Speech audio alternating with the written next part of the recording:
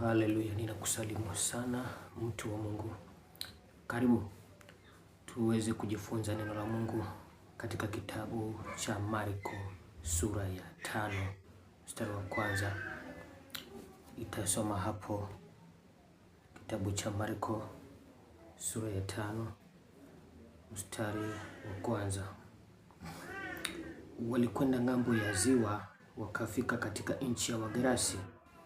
Mara aliposhuka chomboni, mtu mwenye pepo mchafu alimjongea kutoka makaburini. Alikuwa akikaa pale makaburini.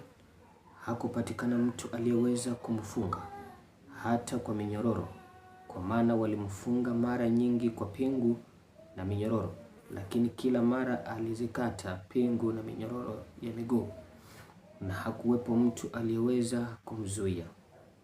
Basi siku zote usiku na mchana alishinda makaburini na milimani, akipiga kelele na kujikatakata kwa mawe. Alipomwona Yesu toka mbali, alimkimbilia akamwangukia, akalia kwa sauti kubwa akisema, "Nina nini na wewe, Yesu mwana wa Mungu aliye juu? Na kuapisha kwa Mungu, usinitese." Kwa maana Yesu alikuwa amemwambia pepo mchafu, "Wewe mtoke mtu huyu."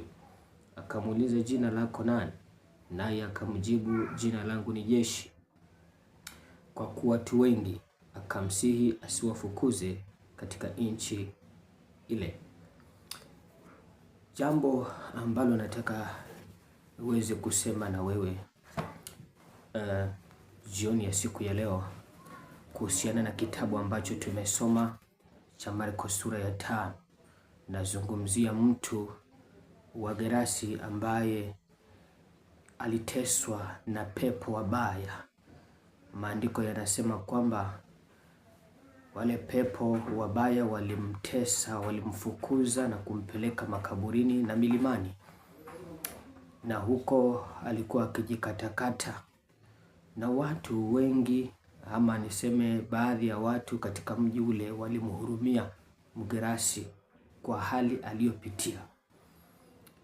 Maandiko yanasema watu walijaribu kumfunga kwa minyororo, walijaribu kumfunga kwa pingu, hata kwa kamba, ili kujaribu kumsaidia. Maana wote waliofanya hivi walikuwa wanataka kumsaidia mtu huyu, kwa sababu kila mmoja aliona mateso aliyonayo, kila mmoja aliona dhiki aliyonayo. Kwa hivyo wakataka kumsaidia mwenzao, kama vile leo duniani ambavyo unaweza shuhudia tatizo la mwingine, unaweza shuhudia mtu fulani akiwa anadhulumika, aidha kwa magonjwa, aidha kwa mambo mbalimbali, na ukamwonea huruma.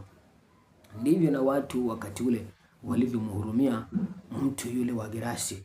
Basi kila mmoja akaja na mbinu yake kwa ajili ya kumwokoa na kumsaidia. Huyu akamfunga na kamba, lakini kamba hazikuokoa. Huyu akamfunga kwa minyororo, lakini minyororo haikuokoa. Huyu akamfunga kwa pingu, lakini pingu pia hazikumsaidia. Bado shida ya yule mtu wa Gerasi ilibaki pale pale.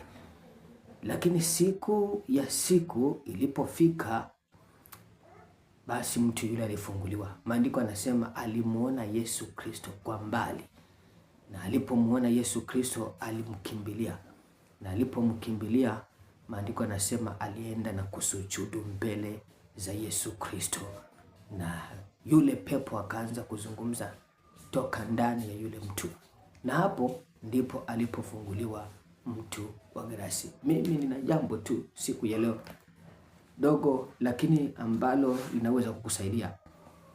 Maana katika haya maisha najua kuna kupanda na kushuka, kuna changamoto mingi sana ambazo mwanadamu yuko nazo kama vile mtu wa Gerasi. Nawezekana na wewe pia kuna yale unapitia ambapo watu wamejaribu kukusaidia, maana wamekuhurumia kwa matatizo ulionayo. Wengine wakakuforward huko, wakasema wewe afadhali uende hapa utapata msaada, lakini hivyo bado shida yako iliendelea kubaki. Wengine akasema huyu ni apelekwe labda apelekwe hospitali kubwa, hata wengine wakasema naende India, lakini bado pia haikufua dafu, bado tatizo lilibaki pale pale. Mwingine naye akasema huyu naende akaombewe, Ilipofika kwa waombezi pia huko nako akapewa maji, wengine naye akaenda kwengine hivyo hivyo akapewa mafuta, lakini hivyo vyote havikuweza kusaidia, maana bado tatizo lako liko pale pale. Kwanza hata labda ndio sasa limezidi. Sasa tafika mahali mwanadamu anakata tamaa. Lakini mimi nimekuja kuambia jambo moja, ya kwamba katika mambo yote fanya maamuzi kama yule mtu wa Gerasi. Mkimbilie Yesu Kristo. Mkimbilie Yesu Kristo hata kama unaona yuko mbali na wewe sana. Lakini kimbilia kwa Mungu. Maana hapo ndipo utapata suluhisho. Yesu alisema njoni kwangu nyote mnaosumbuka na wenye kulemewa na mizigo. Hivyo mtu wa Gerasi aliposikia sauti ya Yesu Kristo, yeye alikimbilia kwa Yesu Kristo. Na siku alipofika kwa Yesu Kristo, maandiko yanasema alianguka na kuabudu, alianguka na kusujudu. Nakupa shauri hili, unapochukua maamuzi hayo mazuri ya kuja kwa Mungu, hakisha kwamba unapokuja kwa Yesu Kristo, uje umsujudie, uje umuabudu. Yesu anasema kwamba anawatafuta wote, Baba anawatafuta wote wamwabuduo Baba wamwabuduo Mungu kwa roho na kweli. Hivyo unapochukua maamuzi haya, hakikisha unakuja kumsujudia Yesu Kristo. Kwa kumsujudia Yesu Kristo, utaugusa moyo wa Mungu, itakaopelekea yeye kufukuza mapepo yanayokutesa. Kwa kumsujudia Mungu, itapelekea Mungu kuchukua maamuzi ya kufukuza magonjwa yanayokutesa. Kwa kuchukua uamuzi huu wa kumsujudia Mungu, itamfanya Mungu afanye maamuzi ya kuondoa kila kifungo, kuondoa kila teso unalopitia katika maisha yako. Watu wameendelea kuteseka sana kwa sababu hawajakimbilia kwa Mungu. Kama vile Mgerasi wamekimbilia kwengine, na kule kwengine hakuna msaada. Amekimbilia kule kwengine, kule hakuna msaada. Umeenda kwa mila, umeenda kwa waombezi, umeenda kwa manabii, ukapewa maji, ukapewa mafuta, ukapewa vitamba, havikusaidia.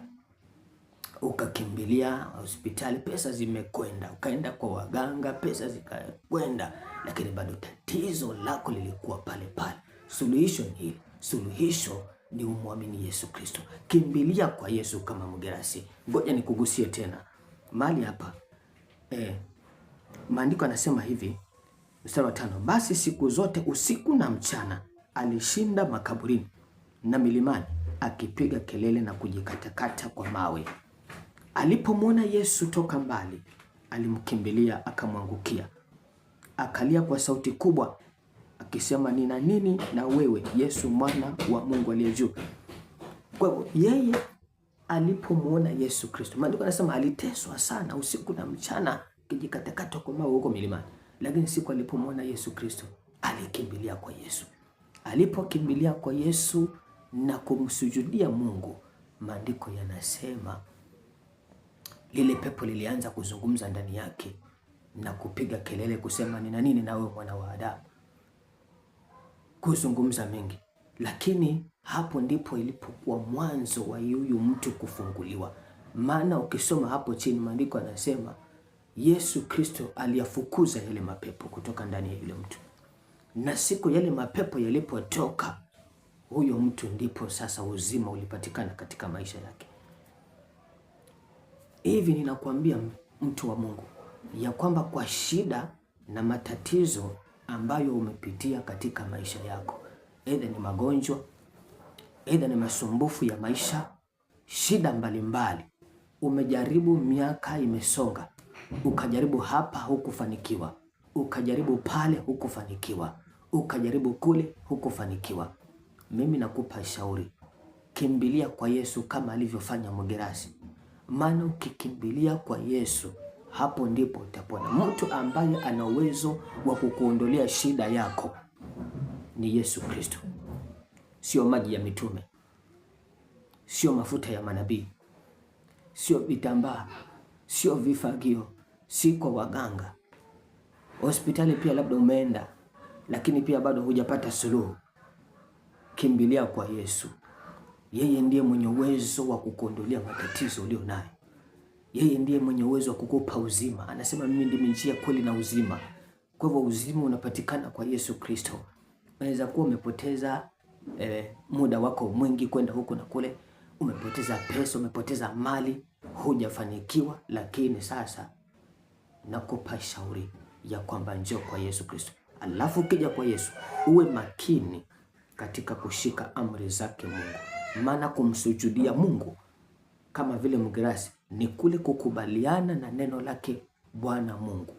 Utakapokubaliana na sheria na amri za Mungu kama Mgerasi, atakufungua, maana huko ndiko kumsujudia, huko ndiko kumwabudu. Ngoja nisome hapa. Maandiko yanasema alipomwona Yesu toka mbali, alimkimbilia akamwangukia. Biblia zingine zinasema kwamba alimsujudia, alimwangukia. Kumwangukia ni kule kusarenda na kuchukua maamuzi kwamba sasa nitatembea katika amri zako, nitatembea katika sheria zako.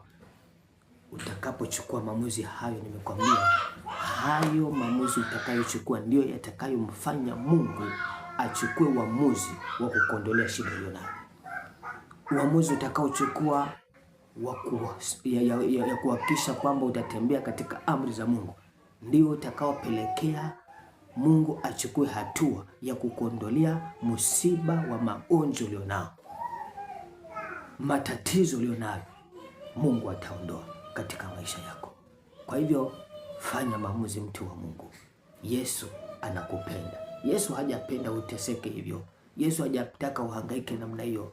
Yesu hajataka usumbuke. Maandiko anasema yeye anatuwazia mema, tena ana mipango mizuri juu ya maisha yetu. Mkubali Yesu na Yesu atakusaidia.